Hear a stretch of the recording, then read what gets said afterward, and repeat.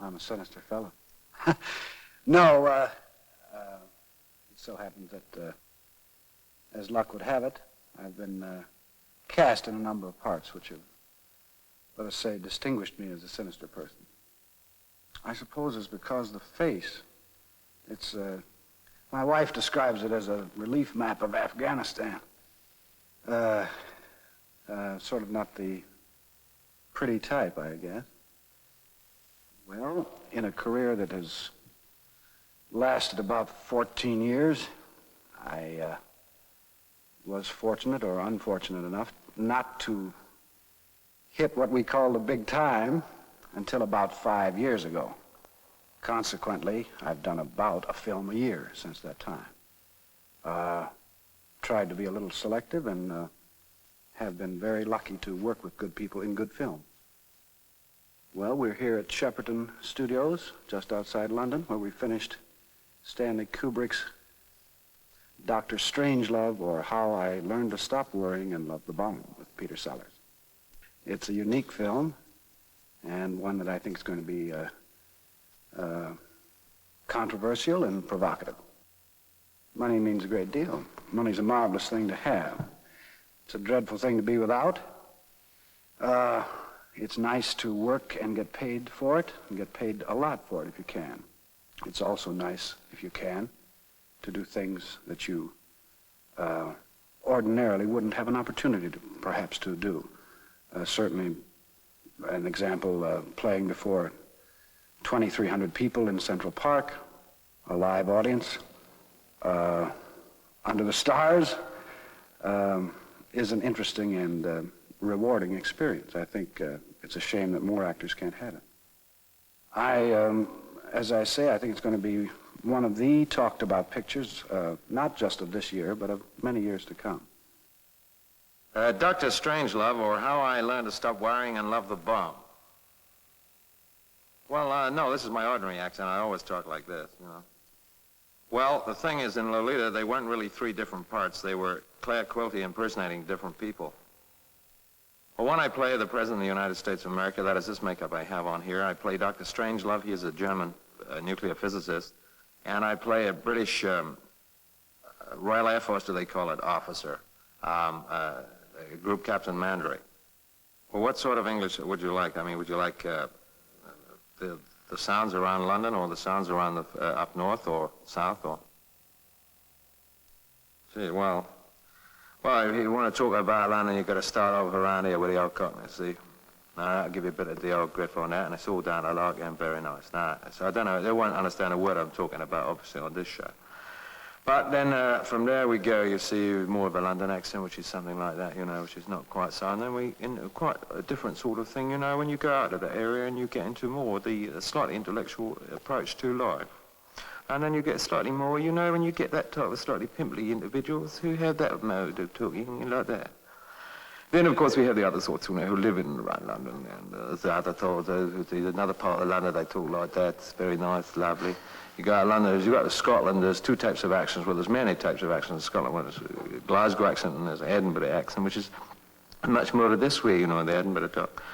You know, and then we've Birmingham accents. They just, the one that's, I think, nearest to American accent is where they talk down in Cornwall and Devonshire, which is much more of a burr, and they talk very much like that. And, you know, it could be, you know, as a radio commentator over here called John Arlott, and I reckon sometimes that you could really, I think, mistake him for one or two of the American commentators, you know. Yeah, at the Princess Theatre in Pocatello, East Finchley. Yeah. They were, yeah.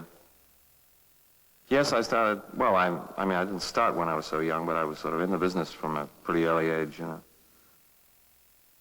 Well, I don't know, you never know how far you'll go, you know. Could all end tomorrow, could all go on. You never know with this business. Was one of the good things about it, because you're really not sure all the time.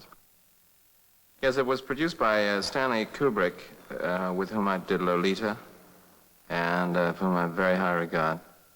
The year is 1963. The Cold War is heating to a fever pitch.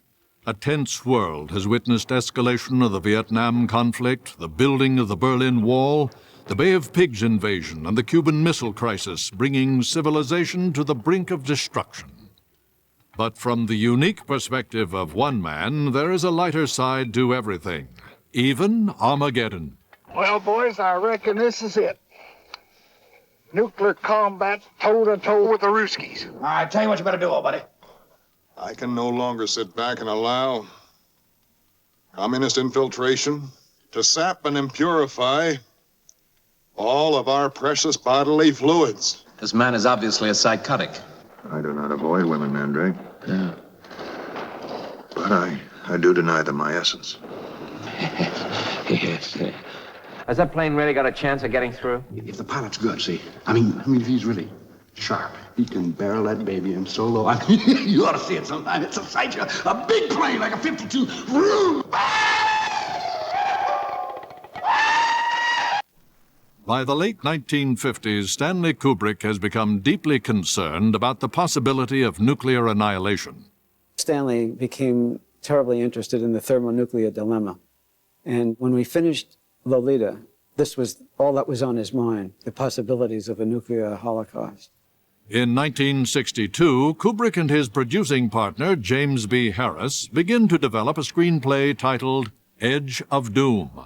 The first thing he did was to have me read the book by Herman Kahn called On Thermonuclear War, which was pretty sophisticated in terms of how it explained everything. Stanley has already read the book probably several times and was an expert on it. We developed the screenplay as a straight drama, a straight suspense story. We would work late into the night, and there were times when it got to be well past midnight, and we started to get a little silly and a little giddy, and started to imagine what it would be like if all of these people in the war room with this terrible problem were hungry and had to eat.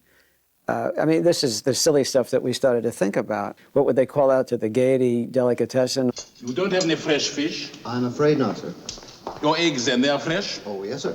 I will have poached eggs. The purpose of these bases can be none other than to provide a nuclear strike capability against the Western Hemisphere. I got a call from Stanley saying, do you remember when we discussed the possibility of doing this thing as a comedy? He said, you know, I really feel that the best way to tell this story, to make the point, the whole thermonuclear dilemma, is much better said in the form of a satire or a comedy than it is in the straight story that we developed. Kubrick realized that this stuff was so incredible that it could only be taken in and absorbed through a comic lens, through a satiric lens. And that was his great concept for the movie. He started out very literally, to make a very serious film about nuclear gamesmanship, and saw that it couldn't be done as he was in the material, and he came up with this idea of a nightmare comedy. An early draft opens with extraterrestrials observing Earth in the wake of a nuclear holocaust and is titled The Delicate Balance of Terror. I think he contributed a great deal to the satire of the film. Terry Southern was an incredible character with that quirky sense of humor, so he was ideal for the project. Terry was always a political being and a humanist. The Cold War and the nuclear threat was something that was just part of his existential attitude towards these kinds of things, that it was really just systems of power that were out of control and that should be questioned without a doubt. And Terry was in this unique position of being the hipster, being the existentialist, being at the top of his literary form, and bridging that gap from, let's say, the beats to Hollywood. Stanley would say to Terry, what's the most outrageous thing this character can say and still be credible? And so Terry would just go at it, and that's how you'd come up with things like purity of essence of bodily fluids, and Dr. Strangelove, of course, is probably the best title of all time. But it seemed to us that probably the subtitle was Stanley's, How I Stopped Worrying and Learned to Love the Bomb, because that doesn't sound like Terry. Right.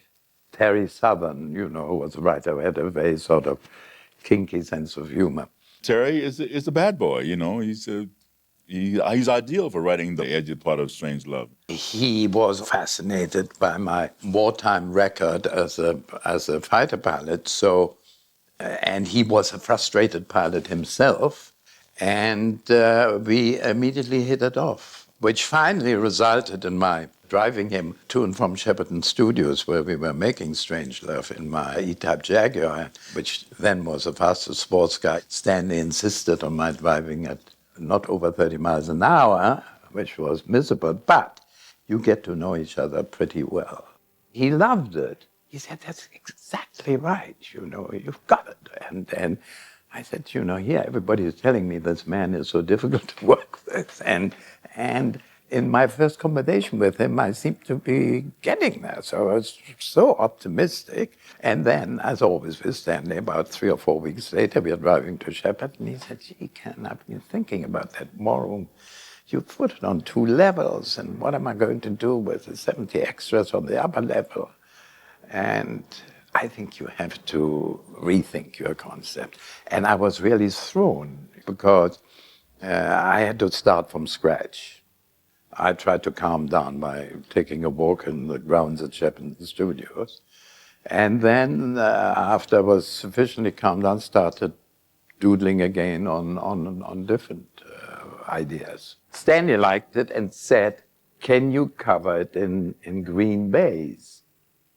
And I said, yeah, sure, I can cover it in green baize, but, we're shooting black and white. That doesn't make any difference, because I want to give the impression that these 26 characters sitting around this table are involved in a gigantic poker game for the fate of the world, you see. The floors were made of Formica, black Formica, and we had to wear slippers on the set, save scratching it, because it's marked very easily. They all came through one little door at the far end of the set. And the general reaction was, wow, look at this. We knew we were in an impressive movie when you saw that set. I found a book called The Strategic Air Command by Mel Hunter. And on the front of it had the one picture which we desperately needed. Was not a very good picture, but a picture of the interior of the B-52 cockpit. And that was our starting point.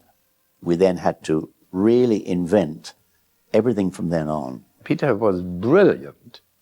And because I more or less handed that whole interior over to Peter, and he spent hours and hours on switches and warning lights, which fascinated Stanley. The publicity people invited some American Air Force personnel to look at the shooting we did.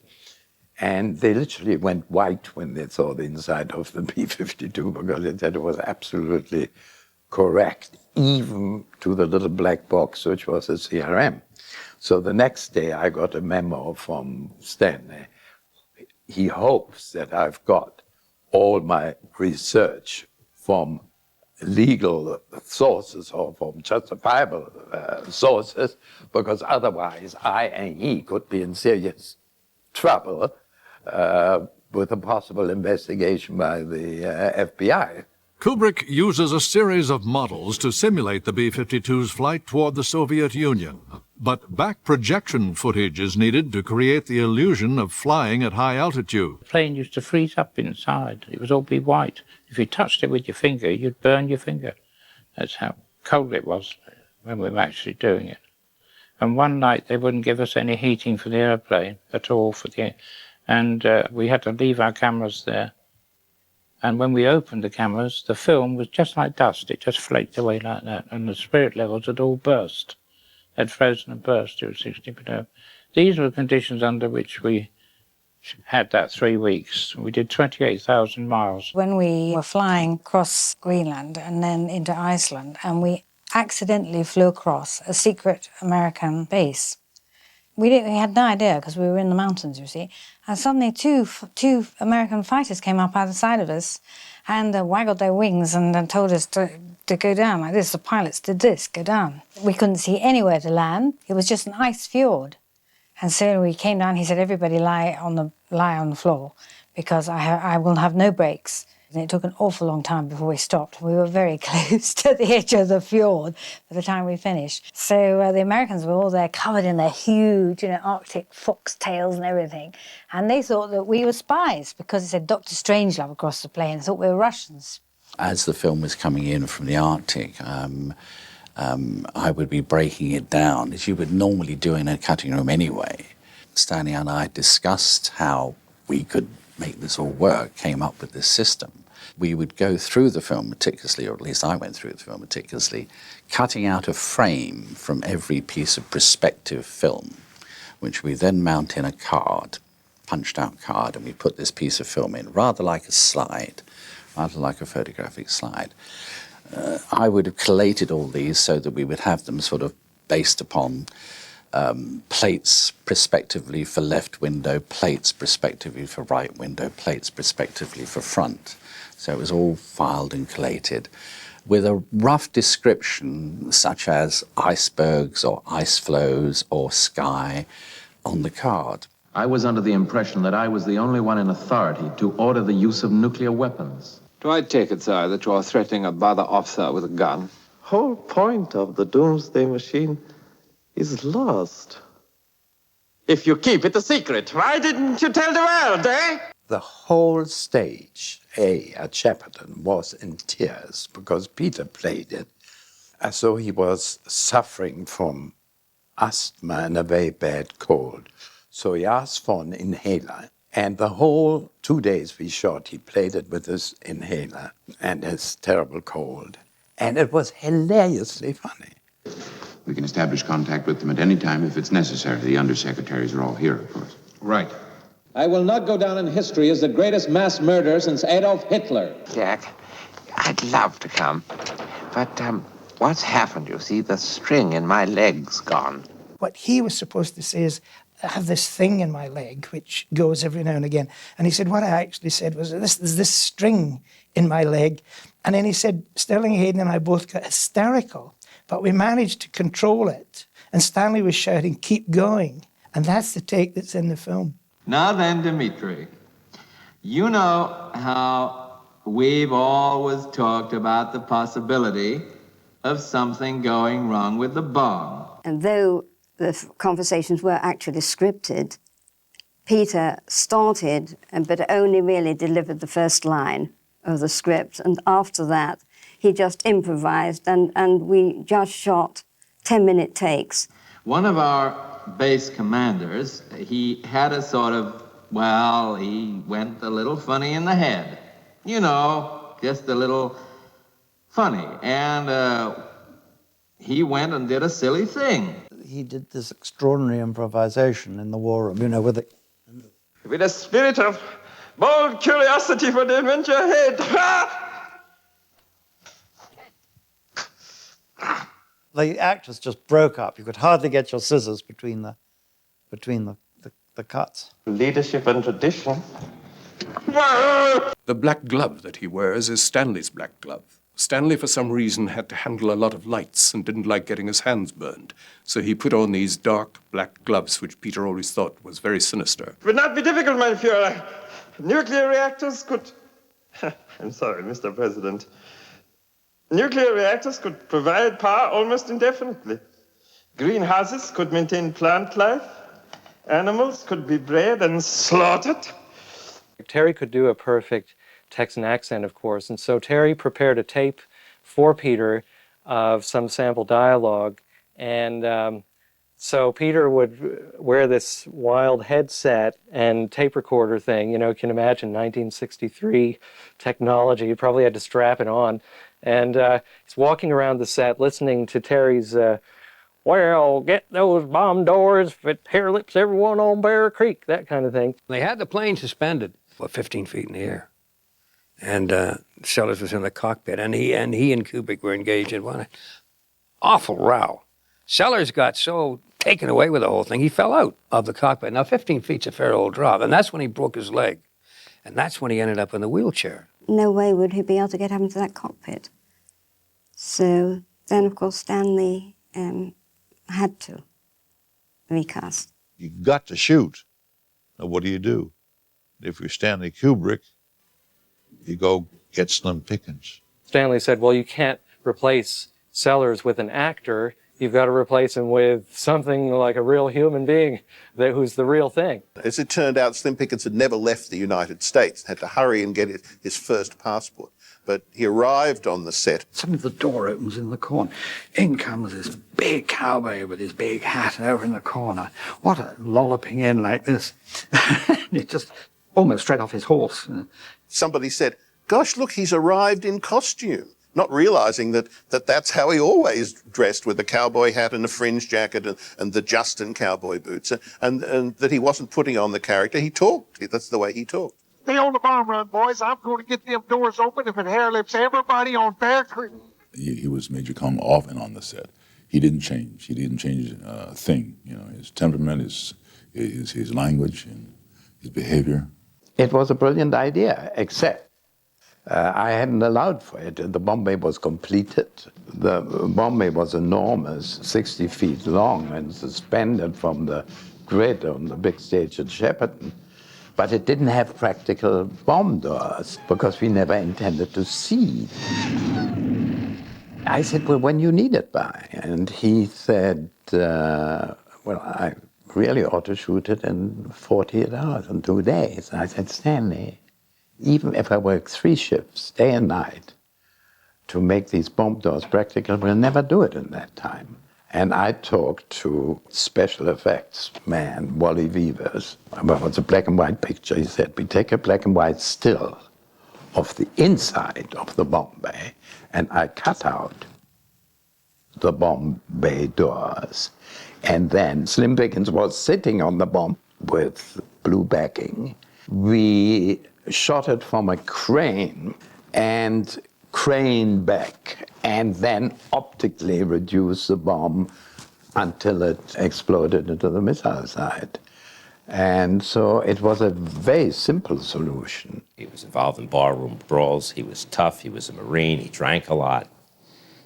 And Kubrick handled them very well. He put a chess board on the set. He knew Scott fancied himself as a pretty good chess player. Kubrick's a master chess player. He views life as chess. Watching George C. Scott, who took hours looking at the chessboard and planning his moves, and then Kubrick would walk over and just do his instantly and won almost every time. And he demolished Scott. Now, if somebody thinks of themselves as a good chess player and they're whipped, they have enormous respect for the other guy. That's one of the ways that he got Scott's respect immediately. I am becoming less and less interested in your estimates of what is possible and impossible. Well, look, baby, I can't talk to you now, but my president needs me. Listen up. You go back to sleep, and Bucky will be back there just as soon as he can. Mr. President, I'm not saying we wouldn't get our hair mussed, but I do say no more than 10 to 20 million killed, tops, depending on the breaks. He had a very, very long speech. And Stanley said, right, we're going to do it in master, and then, close-ups. He said to George, go as far as you can. And George Scott started the speech, and he went on and went on. And he was literally word perfect. It was quite incredible, so much so that when we finally cut, the whole stage erupted. I mean, everybody applauded him. He was quite brilliant. Kubrick manipulated some of those performances out of George by saying this, okay, George, you give it to me straight or you give it to me simple, and I want you to go over the top. Give me one where you go over the top. And Kubrick invariably used the ones over the top, and George resented it. He was saying that was not my performance.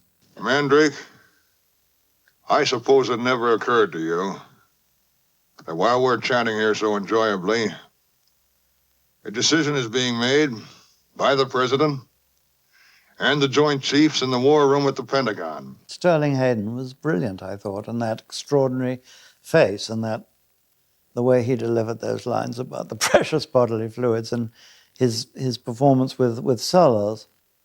Oh, yes, General Turgidson is here, but I'm afraid he can't come to the phone at the moment. Well, this is his secretary, Miss Scott. I went for the interview, and he was very sweet because he was terribly embarrassed. And he said, well, there is one drawback. You'll have to wear a bikini. So I said, why? And he said, because The part you're playing is somebody who is a floozy, I suppose, and I'm going to need to see your figure.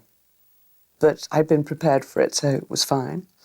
And he said the body wasn't too bad, so I could have the job. They wanted to do a sort of pretend Playboy centerfold, and I refused to take my clothes off. I mean, I'd done a bikini, that was quite enough. And so what I did was I lay on the floor and undid the top of the bikini, so it didn't look as if I'd got anything on at the top. And they put a book over my bottom. And my mother was absolutely furious because it was called Foreign Affairs, the book. He had come to see George C. Scott. He knew he wanted to use George as the Air Force general. And I happened to be playing Prince of Morocco. And I think all along he wanted to have the bomber crew made up of all the ethnics, you know, a Jewish guy, black guy, an Irish guy, Canadian guy, and so on. When I read the script, Zoggy was the only one to question the possibilities that this is a security test, that we were not supposed to bomb Russia. Major Kong, is it possible this is some kind of loyalty test, you know, give the go code and then recall to see who would actually go? There was quite an exchange between the bombardier and the captain of the crew about that. And for some reason, Kubrick decided not to have that exchange happen. And one day I got to the set and realized that scene was being cut. I was very disappointed because I thought, well, that's what made my character stand out. I found him terrifically approachable, very understanding and very helpful, very quiet. The funny thing was you'd be talking to him and you'd notice him looking at you, like a Look magazine camera. He's just studying you. And he'd sort of shift a bit and walk around here and pick up another angle. We started casting. Fonda was already set. And which of course meant a big commitment in terms of money. I was set, Walter was set, and suddenly this lawsuit arrived, filed by Stanley Kubrick and Columbia Pictures. Thoughts were vaguely similar, but totally different approach, and we handled it that way. Failsafe was much more of a melodrama. I was in Stanley's house, hanging around, and then he asked me, what do I think about human beings? And I say one thing about humans, that everything that they invent is very sexual. And we looked at each other, yeah, B-52 refueling, of course. He said, well, we could shoot it, I have the models. And I said, well, let me take a look at some of the stock footage. So I went around to all the stock houses, and they had tons. I cut the sequence together to give you the two planes fornicating in top of midair. And then he looked at it, he came up with a song. It was an instrumental of Try to Lieutenant this, and we put it together. It was amazing. And we put a title over here, and then put a title over there, and then you didn't know whether to watch, the title or the background, and it looked terrible. And then I said, well, suppose I come up with another idea about making, like, produce big, the word buy big, because it looks like we had to fill the screen in order for you to see two things at once. And then Stanley looked at it and said, I wanted to have an assistant work my lettering over so it'd be nice and neat. He says, no, I like the way you did it. So I said, okay. After I did it, we shot it and it worked out great, and everybody loved it, and he loved it. After 2 or 3 months, the film was released, I get a phone call from Stanley, and he says, Pablo, do you know you misspelled a word? I said, I what? I did. I said, yeah, based on the book. There's no D on based. The main purpose of the score was to try and link with one arc the drama from the first cut to the first interior of the bomber, right up to the last one when the bombs dropped. Target in sight. Where in hell is Major Kong? So that every time, although comedy is being played out on the screen, each time one returns to the bomber, the audience have to feel that it's a step nearer. The tension had to mount very, very slightly and very gradually over that. And each time the audience come back, whilst they may have just been loosened up by the comedy of it, something has to tell them subconsciously that inexorably you're going towards the main event.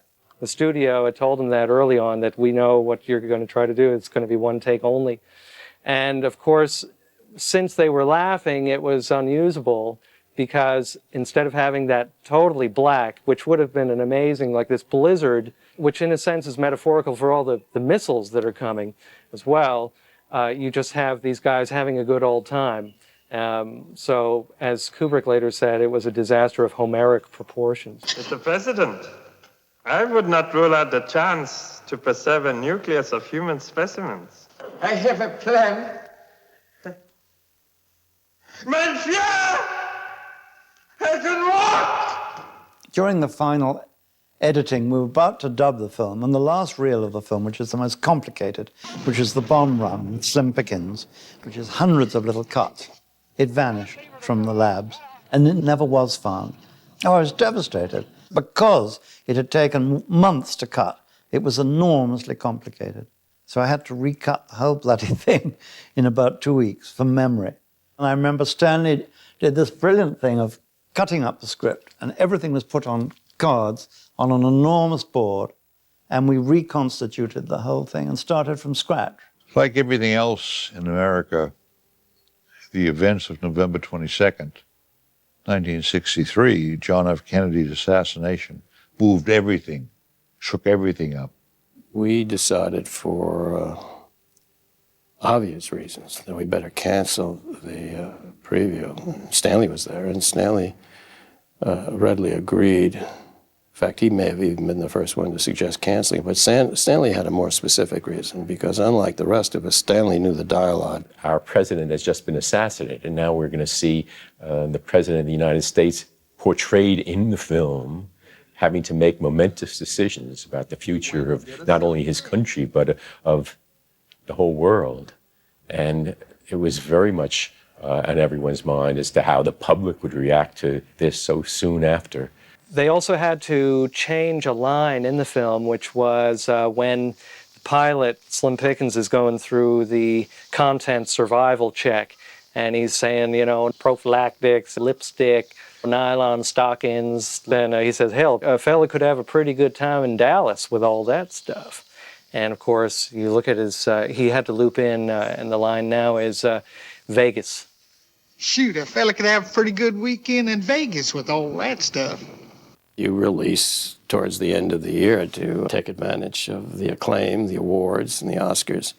But we had no choice. I mean, we had opted that it was too soon to go 3 weeks after the assassination. As everything with Stanley, if it was cutting edge, he was very much interested in it. So just as Stanley Kubrick was cutting edge for films, Pablo Faro was considered cutting edge for television spots and movie trailers. And some of us resisted just that line cartoon art and fought with Stanley to add a photographic element to the campaign, and ultimately that art was supplemented with little postage stamp inserts of each of the principal characters. The trailer became the new frontier for trailer making, and the print ad became the new frontier for print advertising. The least likely person to be the movie star representative of the film was Slim Pickens as a personality going out to sell the movie. But of course, Stanley was right, 100% right. Slim Pickens went on The Tonight Show. I was the publicist who brought him to The Tonight Show. Went on and, of course, killed him. Killed him with the interview that he did, and then, of course, showed the footage of him writing the bomb down. When it opened in New York, Bosley Crowther absolutely destroyed it.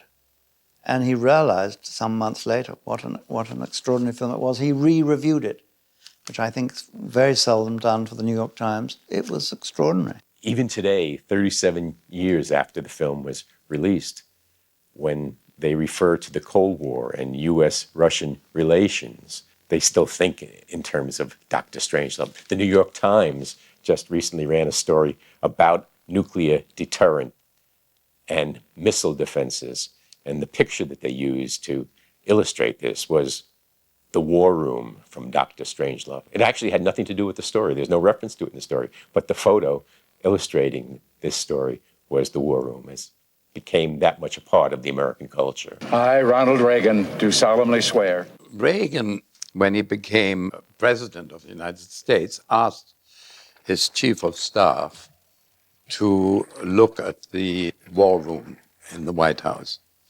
And the chief of staff, Mr. President, there is no such thing in the White House. And Reagan said, but I saw it in that film, Dr. Strangelove.